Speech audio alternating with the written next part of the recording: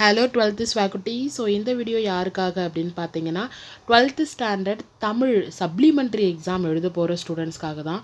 So நான் கொடுக்குற இந்த கொஸ்டினை நீங்கள் படித்தா மட்டும் போதும், 100% நீங்கள் தமிழில் பாஸ் பண்ணிவிடுவீங்கப்பா. ஸோ நான் முக்கியமான கொஸ்டின்ஸ் தான் எடுத்து வச்சுருக்கேன். அதனால் நீங்கள் இதை மட்டும் நல்லா படிச்சுக்கோங்க, கண்டிப்பாக பாஸ் பண்ணிவிடுவீங்க. ஸோ மண்டே உங்களுக்கு எக்ஸாம் இருக்குது. First of all the very best. நம்ம டேரெக்டாக வீடியோக்குள்ளே போயிடலாம். உங்களோட ஃப்ரெண்ட்ஸுக்கும் ஷேர் பண்ணுங்கள் அண்ட் மறக்காமல் சப்ஸ்கிரைப் பண்ணிவிடுங்க. ஸோ ஃபர்ஸ்ட் நம்ம என்ன பிளான் பண்ணியிருக்கோம் அப்படின்னு பார்த்தீங்கன்னா, மொத்தம் 90 மதிப்பெண்பாம். அதில் நம்ம எய்ம் பண்ணுறது ஜஸ்ட் 25 மார்க் தான் பாஸ் பண்ணுறதுக்காக எய்ம் பண்ணியிருக்கோம். ஸோ அதில் முக்கியமான விஷயம் ஃபஸ்ட்டு என்ன அப்படின்னு பார்த்தீங்கன்னா, ஒன் வேர்டுப்பா. ஒன் வேர்டு 14 கேட்பாங்க. நீங்கள் தயவு செஞ்சு புக் பேக்கில் இருக்க எல்லா ஒன் வேர்டுமே படிச்சுக்கோங்க. ஒரு 50 ஒன் வேர்டு கிட்ட தான்ப்பா இருக்கும். ஸோ அதை தரவாக படிச்சுக்கிட்டிங்கன்னா நீங்கள் அதில் 10 to 12 ஒன் வேர்டு ஈஸியாக கரெக்டாக ஆயிடலாம். சரிங்களாப்பா? ஸோ சரியாக எழுதிடலாம். அதனால் தயவு செஞ்சு ஒன் வேர்ட் படிங்க. அதுக்கப்புறம் நான் கொடுக்க போகிற குருவினால் டெஃபினட்டாக ஒரு 3 வந்துடும்ப்பா. ஸோ அதனால் அந்த 3 அட்டன் பண்ணுறீங்க அப்படின்னா ஒரு 6 to 10 மார்க்கு கிட்ட வந்துடும்னு வச்சுக்கிங்களேன். அதே மாதிரி சிறுவினா 5 கொடுக்க போகிறோம்ப்பா. அதில் நீங்கள் அப்படி இப்படி 4 இல்லைனா 5 அட்டன் பண்ணுறீங்க அப்படின்னாலுமே 20 மார்க்கு கிட்ட வந்துடும். நெடுவினா தயவு செஞ்சு கொடுக்கறது தரோவாக படிச்சுக்கிங்க. நீங்கள் ஒரு 3 கொஸ்டின் அட்டன் பண்ணுறீங்க அப்படின்னா 18 மார்க்கு கிட்ட. அப்போ ஓவரால் நம்ம ஒரு 50 to 60 மார்க், அதாவது ஜஸ்ட் பாஸ் ட்ரை பண்ணுற நீங்கள் 50 to 60 மார்க்கே எடுத்து பாஸ் பண்ணிடலாம். சரிங்களாப்பா? நம்ம டேரெக்டாக வீடியோக்குள்ளே போயிடலாம். ஸோ ஃபர்ஸ்ட் எந்த கொஸ்டின் 2 மார்க் அப்படின்னு பார்த்தீங்கன்னா, கவிஞர் சிற்பி எவற்றை வியந்து பாட தமிழின் துணை வேண்டும் என்கிறார். டெஃபினட்டாக இந்த கேள்வி வர வாய்ப்பு இருக்குப்பா. ஏன்னா கண்டினியூஸாக ப்ரீவியஸ் இயரில் இருக்க எல்லா கொஸ்டின் பேப்பர்லையுமே இந்த கொஸ்டின் இருக்குது ஃபர்ஸ்ட் யூனிட். அதனால் தயவு செஞ்சு இதை நல்லா படிச்சுக்கோங்க. அடுத்த செகண்ட் கொஸ்டின் என்னென்னு பார்த்தீங்கன்னா, நிலையாமை குறித்து சவரி உரைக்கும் கருத்து யாது? இந்த கொஸ்டினும் வரும்பா. அடுத்து இறைமகனாரின் இன்னல்களை கண்டு மக்கள் புலம்பிய விதம். ஸோ இந்த கேள்வியும் நல்லா படிச்சுக்கோங்கப்பா. அடுத்து 4வது கேள்வி, ஒருமுக எழினி பொறுமுக எழினி குறிப்பு எழுதுக. இந்த கேள்வியும் நிறைய கேட்டிருக்காங்கப்பா. ஸோ நல்லா படிச்சுக்குங்க. அடுத்து நகரம் பட்டை தீட்டிய வெள்ளை வைரம் ஆகிறது. இந்த கேள்வியும் நல்லா படிச்சுக்கோங்கப்பா. அடுத்து 6வது கேள்வி ரொம்ப ரொம்ப இம்பார்ட்டன்ட்பா. நிறைய எக்ஸாமில் கேட்டாங்க. இதை நடை அழகியல் பற்றி தொல்காப்பியம் கூறும் கருத்துக்களை குறிப்பிடுக. ரிப்பீட்டட் கேள்விப்பா. ஸோ அதனால் 2 மார்க்கை பொறுத்த அளவுக்கு இந்த 6 கொஸ்டினை தரோவாக படிச்சுக்கோங்க, ஃபிங்கர் டிப்ஸில் வச்சுக்கோங்க. கண்டிப்பாக இந்த 6லேருந்து அட்லீஸ்ட் 3 to 2 கொஸ்டின் நம்ம அட்டன் பண்ணிடலாம். சரிங்களாப்பா? அப்படியே நம்ம 4 மார்க் போகிறோம்னு வச்சுக்கிங்களாப்பா. 4 மார்க்கு நம்ம சொல்லையாக 20 மார்க் எடுக்கிறதுக்கான வாய்ப்பு இருக்குது.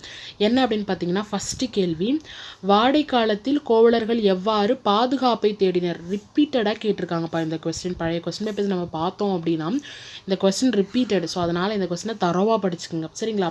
அடுத்த 2வது கேள்வி என்னன்னு பார்த்தீங்கன்னா, வேளாண்மை மேலாண்மை குறித்து நீவிர் பரிந்துரைப்பன பற்றி எழுதுக அப்படின்னு சொல்லி கேட்டிருக்காங்க. சரிங்களா? ஸோ இந்த கேள்வி இல்லாத கொஸ்டின் பேப்பரே கிடையாதுப்பா. ரிப்பீட்டடாக கேட்டிருக்காங்க. நீங்கள் இதில் ஒன்று இல்லைனா இதில் ஒன்று அப்படி படிக்காதீங்க, ரெண்டுமே படிச்சுக்கோங்க. வாடை காலத்திலுமே படிச்சுக்கோங்க, வேளாண்மை மேலாண்மையே படிச்சுக்கோங்க. ரெண்டுமே தனித்தனி கேள்வி. சரிங்களா? அதனால சரி நம்ம ஒன்று படிச்சிட்டோம் இன்னொன்று விட்டுறலாம் அப்படிலாம் நினைக்காதீங்க. நான் கொடுத்துருக்கிறது ரொம்ப லிமிட்டடாக தான் கொடுத்துருக்கேன். அதுலேயுமே நீங்கள் சுருக்கிடாதீங்கப்பா. இருக்கிற மொத்தத்தையும் படிச்சுக்கோங்க. சரிங்களா?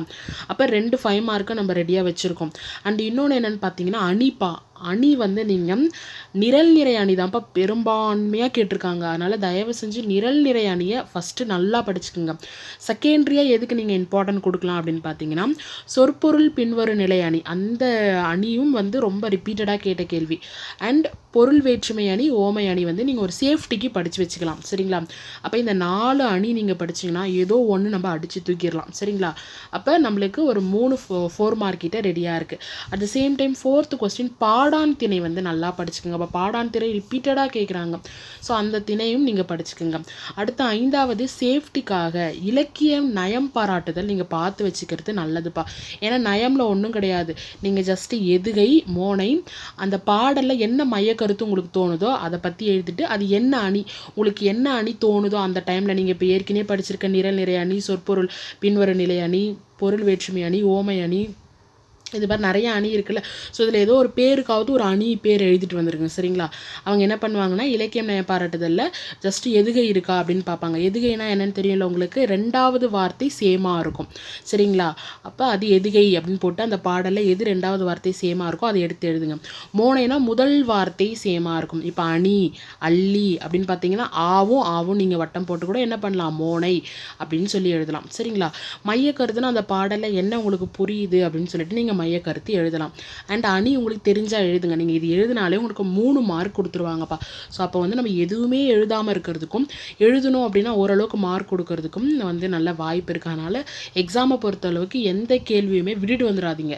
உங்களுக்கு தெரியுதோ தெரியல ஓரளவுக்கு ட்ரை பண்ணுங்கள். அப்போ தான் ஸ்டாஃபுங்க அட்லீஸ்ட் மார்க் போடுறதுக்காவது இடம் கொடுங்க. அதில் ஒன்றுமே நம்மளுக்கு பேப்பரில் இல்லைன்னா கஷ்டம் தெரியுமாப்பா. சரி அடுத்து பாருங்கப்பா. இப்போ வந்து 2 மார்க் வந்து நான் ஜஸ்ட்டு பாசிபிள்லாம் எழுதுங்க சரியாப்பா. இந்த ரெண்டும் நான் கொடுத்துருக்கேன். உங்களால் இதை படிக்க முடியுது பாசிபிள்லாம் வச்சுக்கோங்க. ஆனால் இதை படிச்சு வச்சுக்கிறது நல்லதுப்பா. ஏன்னா ரிப்பீட்டடாக வந்திருக்கு. ஏதேனும் ஒன்றிற்கு புணர்ச்சி விதி தருகளை வந்து இந்த வானம் எல்லாம் அப்படின்னு சொல்லிட்டு ஹைலைட் பண்ணியிருக்கேன். அது இப்போ லாஸ்ட் இயர் 2019 தொடங்கி 2023 வரைக்கும் வந்து இந்த ஒரே ஒன்று தான்ப்பா ரிப்பீட்டடாக கேட்டிருக்காங்க, வானமெல்லாம் அப்படின்னு சொல்லிட்டு. அப்போ அதனால் என்ன பண்ணுங்கன்னா புணர்ச்சி விதியில் வானமெல்லாம் அப்படின்றத சர்ச் பண்ணி ஆன்சர் ரெடி பண்ணி வச்சுக்கோங்க. கண்டிப்பாக அது வர வாய்ப்பு இருக்குது. அண்ட் வந்து பூம்பாவாய், செம்பருதி, ஏழையென, பெருங்கடல், தனியாழி, ஸோ இதெல்லாமே வந்து பப்ளிக் எக்ஸாமில் ஆல்ரெடி கேட்டது சரிங்களா. ஆனால் வானமெல்லாம் ரொம்ப இம்பார்ட்டன்ட்.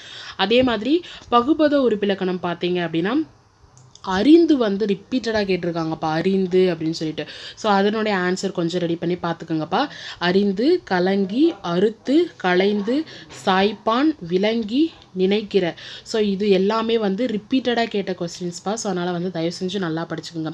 ஸோ இப்போ முக்கியமாக நம்ம பார்க்க போகிறது என்ன அப்படின்னு பார்த்தீங்கன்னா நெடுவினாப்பா. நீங்கள் எதை அட்டன் பண்ணுறீங்களோ இல்லையோ தயவு செஞ்சு 3 நெடுவினா, அதாவது செய்யுள், துணைப்பாடம், உரைநடை, இது 3 நெடுவினாவை அட்டன் பண்ணுறீங்களான்னு நீ ஆல்மோஸ்ட் பாஸ் ஆகிட்டீங்கன்ற தைரியத்தோட எக்ஸாம் ஹாலை விட்டு வெளியே வந்துடலாம்.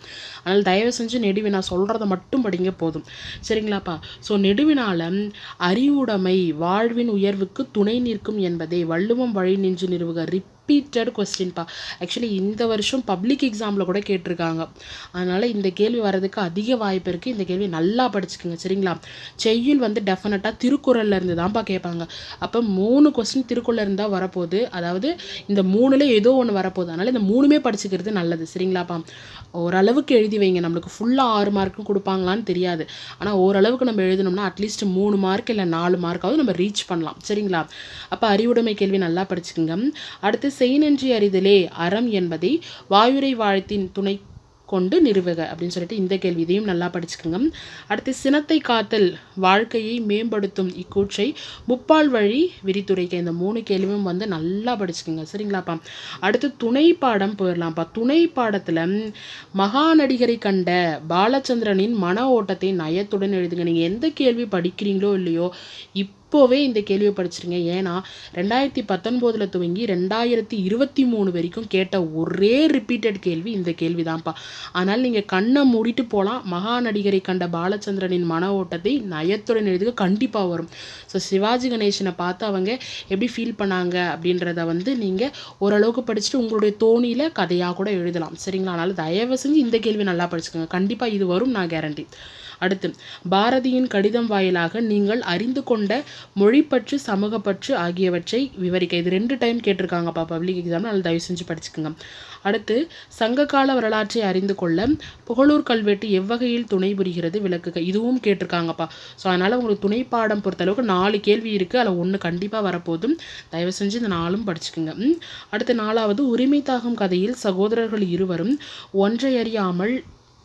ஒன்றிணையாமல் இருந்திருந்தால் கதையை தொடர்ந்து எழுதி முடிக்க சரிங்களாப்பா.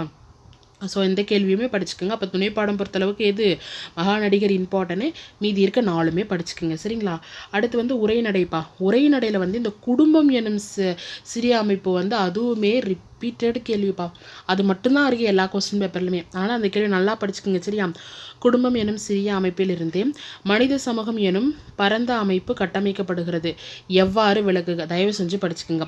அடுத்து, பண்டைய கால கல்வி முறையில் ஆசிரியர் மாணவர்களுக்கிடையே நிகழ்ந்த கற்றல் கற்பித்தல் முறைகளை தொகுத்து எழுதுக. இந்த கேள்வியுமே ரிப்பீட்டடாக கேட்டிருக்காங்கப்பா. ஒன்று குடும்பம் கேட்டுருவாங்க, அப்படின்னா பண்டைய கால கல்வி முறை கேட்டுருவாங்க.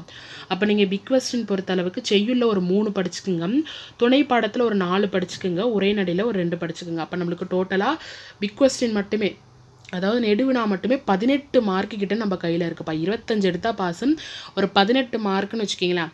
அதில் நம்மளுக்கு எல்லாத்துக்குமே ஒரு 4 மார்க் தான் போடுறாங்க. ஏன்னா ஃபுல் மார்க் போடுவாங்களான்னு தெரியல. 4 மார்க் போடுறாங்கன்னு நம்ம 12 மார்க்கு கிட்ட வந்துட்டோம். அதுக்கப்புறம் நீங்கள் 1 வேர்டு டெஃபினட்டாக ஒரு 10 மார்க் எடுக்கிறீங்கன்னா எவ்வளோ வரும்? 22 கிட்ட வந்துடும். இன்னும் நீங்கள் 3 மார்க் எடுத்தாலே பாஸு. அதை விட நீங்கள் அதிகமாகவே எடுப்பீங்க. ஏன்னா இங்கே பாருங்கள், நம்ம அணி எழுத போகிறோம், இலக்கிய நயம் எழுத போகிறோம். இந்த 2 கேள்வி கண்டிப்பாக வரும். இதிலேருந்து கண்டிப்பாக வந்து ஏதோ ஒரு 2 கேள்வி வந்துடும். அப்போ நீங்கள் நிறைய மார்க் எடுத்தே பாஸ் பண்ணிடலாம் சரிங்களாப்பா. ஸோ ஹோப் இந்த வீடியோ உங்களுக்கு யூஸ்ஃபுல்லாக இருக்கும் அப்படின்னு நம்புகிறேன். நீங்கள் கண்டிப்பாக எக்ஸாமில் பாஸ் பண்ணணும் அப்படின்னு சொல்லிட்டு நான் ப்ரே பண்ணிக்கிறேன். All the very best. உங்களுக்கு யூஸ்ஃபுல்லாக இருந்ததுன்னா மறக்காமல் கமெண்ட் பாக்ஸில் பதிவு பண்ணுங்கள், உங்களுடைய ஃப்ரெண்ட்ஸுக்கும் ஷேர் பண்ணுங்கள். அண்ட் உங்களுக்கு வேறு எந்த சப்ஜெக்ட்டுக்கு சப்ளிமெண்ட்ரி எக்ஸாம்னுடைய வேறு எந்த சப்ஜெக்ட்டுக்கும் நோட்ஸ் தேவைப்படுது, இம்பார்ட்டன்ட் கொஸ்டின் தேவைப்படுது அப்படின்றதையும் கமெண்ட் பாக்ஸில் பதிவு பண்ணுங்கள். நான் உடனே அதற்கான வீடியோவை அப்லோட் பண்ணுறேன். Tata, bye bye, take care.